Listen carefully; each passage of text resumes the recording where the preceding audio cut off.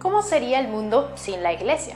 ¿Te lo has preguntado alguna vez? Como sé que la mayoría de mis fieles seguidores son ateos, agnósticos y o desdeñan a la religión y sobre todo a esa ramera de Babilonia que es la Iglesia Católica para ellos, sé cuál es su respuesta. Mejor. Sería mejor, habría carros voladores, máquinas del tiempo y tazas que mantendrían el café siempre caliente y fresco. Porque, ¿sabes? En la época medieval la iglesia quemaba libros, odiaba el conocimiento y mandaba matar a cualquiera con un cociente intelectual normal. Todos eran medio retrasados, si hubo 1000 años de atraso. Ok.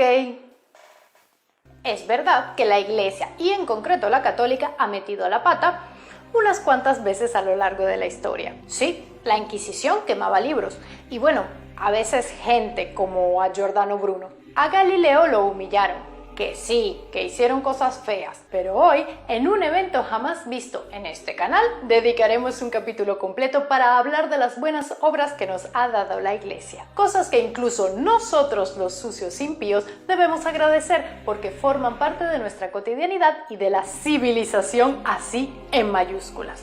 Primero nos remontaremos a la Edad Oscura, haciendo un recorrido por todos los aportes de la Iglesia a lo largo de 1500 años, sin los cuales el mundo sería, no sé si mejor o peor, pero sí muy diferente. Así que hoy presentamos cómo sería el mundo sin la Iglesia. No tendríamos universidades.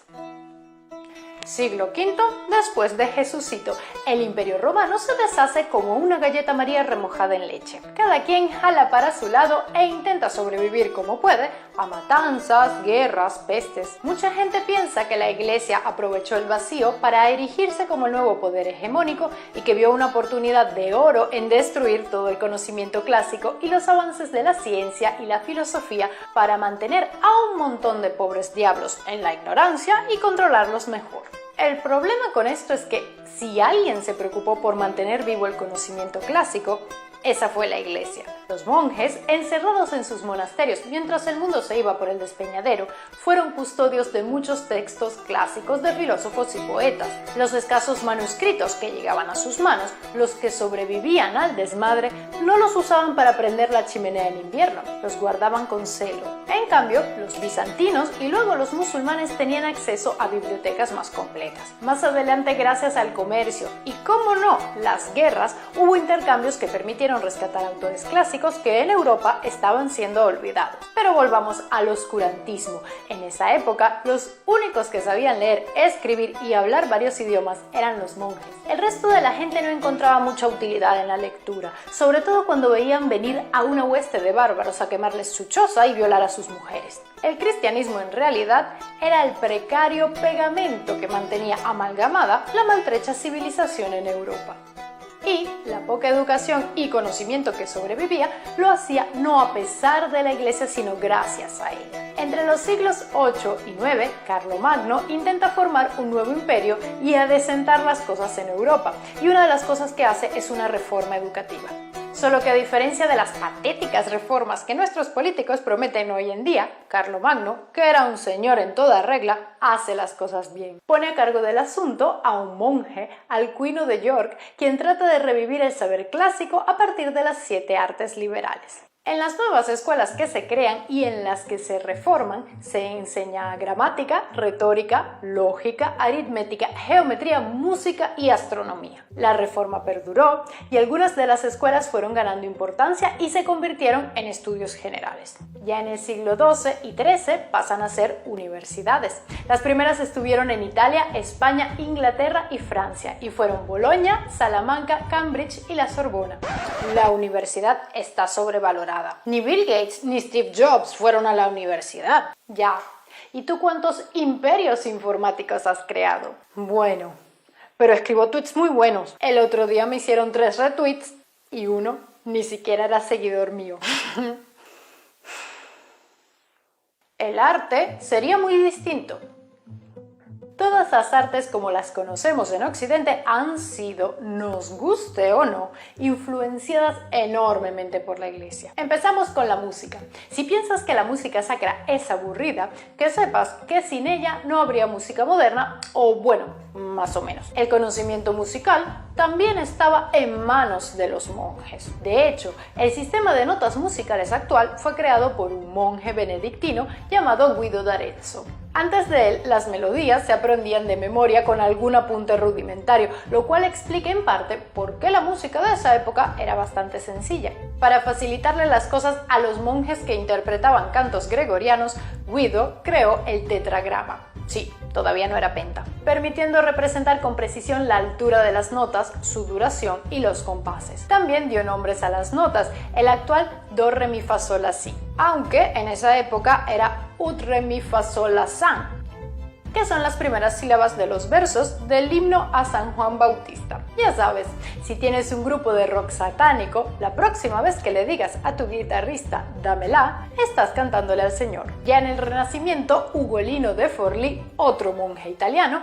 añadiría la quinta línea al sistema de notación. Pero el aporte de la Iglesia durante esta época no se redujo a dibujitos de círculos y líneas. También surge la polifonía, que enriquece bastante las piezas musicales. En gran parte de la Edad Media se usaba solo la monofonía, que es la que podemos escuchar en los cantos gregorianos, o sea, todos cantando la misma melodía.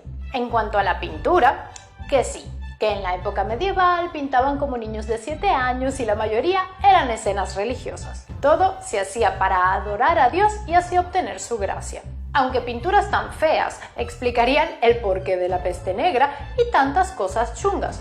A Dios no le hacía gracia. Después de la Edad Media vino el Renacimiento, un periodo de gran crecimiento artístico para la pintura, y la Iglesia tuvo bastante que ver en ello. El Papa Julio II fue protector y mecenas de gigantes de la pintura como Rafael y Miguel Ángel. La Capilla Sixtina fue un encargo de este papa y es una auténtica joya. Y este es solo un ejemplo, porque si te gusta el arte y te das un paseo por Italia, se te cae la baba de todas las maravillas artísticas y arquitectónicas que impulsó la Iglesia en su momento. Y en realidad no solo en Italia, sino en toda Europa. Y es que no hace falta ser creyente para maravillarse con algunas de las obras artísticas o arquitectónicas llevadas adelante por la Iglesia a lo largo de los siglos. Solo hace falta tener un poco de sensibilidad. Y si no la tienes y te aburres viendo al enésimo cuadro de la Virgen María con el Niño Jesús, o no pones un pie en una iglesia porque presientes que tu pelo se transformará en una bola de fuego infernal, no pasa nada. Pero al menos hay que reconocer el gigantesco talento y esfuerzo que requerían maravillas como la Catedral de Burgos o la Catedral de Notre Dame. Está bien, Sabrina, la Iglesia le daba dinero a artistas viciosos y degenerados para que pintaran sus muñequitos, y gastaban el dinero del pueblo para construir edificios colosales para adorar a seres imaginarios. ¿Y a mí qué? ¿Acaso eso contribuyó en el avance de la ciencia moderna? ¿Aportó algo de eso al Wi-Fi, los viajes espaciales o los avances médicos? Ay, hija querida, si supieras. Sin la Iglesia, también la ciencia sería distinta. ¿Say what? En el siglo XIII, un señor llamado Alberto Magno, ¿cómo gustaba ese nombre pomposo en aquella época?, defendía la coexistencia pacífica de la ciencia y la religión. ¿Quién era este? Nada más y nada menos que el maestro de Santo Tomás de Aquino. Algo así como el Qui-Gon Jinn de Obi-Wan Kenobi, para que me entiendas. ¿Qué te quiero decir con esto? Que la Iglesia no persiguió el conocimiento científico, o al menos no lo hizo de forma premeditada y sistemática. De hecho, algunos de los mayores avances de la ciencia, como el sistema heliocéntrico de Copérnico, vienen de la Iglesia. Copérnico era cura, lo cual es irónico, porque uno de los descubrimientos científicos más importantes de la historia y que haría tambalear la influencia de la Iglesia en el mundo, vino de la propia Iglesia. Y a Copérnico ni lo mataron ni lo enjuiciaron, lo dejaron tranquilito. Murió de viejo a los 70 años. Pero antes de Copérnico y después de él, fueron muchos los aportes a la ciencia de distintos miembros de la Iglesia. Veamos algunos. El sistema decimal y el cero fue introducido en Occidente por el Papa Silvestre II en el siglo X. A pesar de que ya los indios y los musulmanes lo usaban, fue un papa el que lo trajo a este lado del mundo. ¿Quién sabe qué clase de aberraciones matemáticas cometeríamos de no ser por él? ¿Qué pesadillas aritméticas se enseñarían en el colegio? No podría existir el código binario para programar en computación. ¿Y cuánto sería 1 menos 1 o 2 menos 2? Sería el apocalipsis. la famosa navaja de Ockham, pilar del razonamiento lógico y según la cual la explicación más sencilla suele ser la correcta y que tanto usamos los escépticos para desbaratar teorías de conspiración y explicaciones inverosímiles, fue concebida por un monje franciscano, Guillermo de Ockham. Jean Buridan, que sirvió de referencia a Isaac Newton gracias a su teoría del ímpetu, en la que explicaba el movimiento de los proyectiles y objetos en caída libre. Era monje. Roger Bacon, uno de los precursores del método científico, desarrolló un ciclo repetitivo de observación, hipótesis, experimentación y la necesidad de una verificación independiente. Creía en el empirismo y que solo la observación de la realidad permite acceder a los secretos de la naturaleza. ¿A qué se dedicaba? Era monje. Antes de él, Robert Grosset, el primero en escribir la serie completa de pasos necesarios para realizar un experimento científico. Otro monje. El padre de la genética, Gregor Johann Mendel, también monje. Georges Lemaitre, primero en proponer la teoría de expansión del universo y en proponer la teoría del Big Bang, aunque su nombre era menos catchy. Le puso hipótesis del átomo primigenio. Él era matemático y astrónomo. ¡Ah, te engañé! ¡Y cura!